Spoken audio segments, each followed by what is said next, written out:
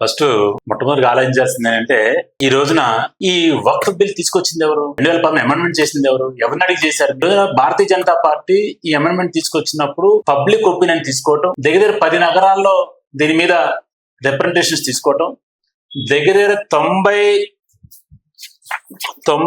లక్షల రిప్రజెంటేషన్స్ వచ్చినాయి. తర్వాత ముస్లిం ఆర్గనైజేషన్స్ దగ్గర 13 ఆర్గనైజేషన్స్ దీంట్లో పెట్టి జాయింట్ పార్లమెంట్ కమిటీ పెట్టి ఈ విధంగా ఈ యొక్క అమెండ్మెంట్ బిల్ తీసుకొచ్చింది. ఇది కేవలం కొంతమంది రాజకీయ నాయకులు మాత్రమే, కొన్ని ముస్లిం మత సంస్థలు తప్పితే పేద ముస్లింలు ఈ రోజు కూడా మరి 39 లక్షల ఎకరాల భూమి ఉన్న వక్ఫ్ బోర్డ్ పేద ముస్లింల కోసం, వితంతు ముస్లింల కోసం, ముస్లిం పేద విద్యార్థుల కోసం, ముసలి వారి కోసం ఏం చేసిందని చెప్పి ఈరోజు అడుగుతుంది.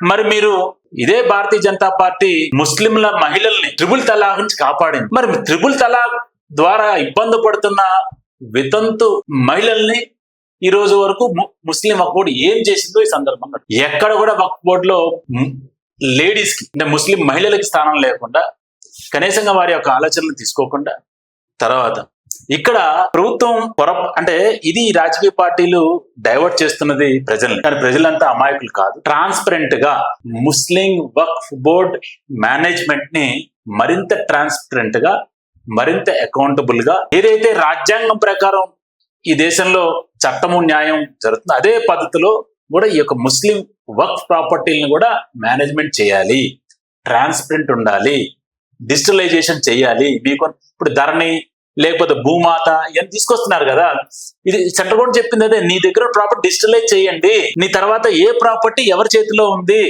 ఏ ప్రాపర్టీ నువ్వు ఎవరికి రెంట్కి ఇచ్చావు, ఏ ప్రాపర్టీ ఏ సంస్థకి ఇచ్చావు.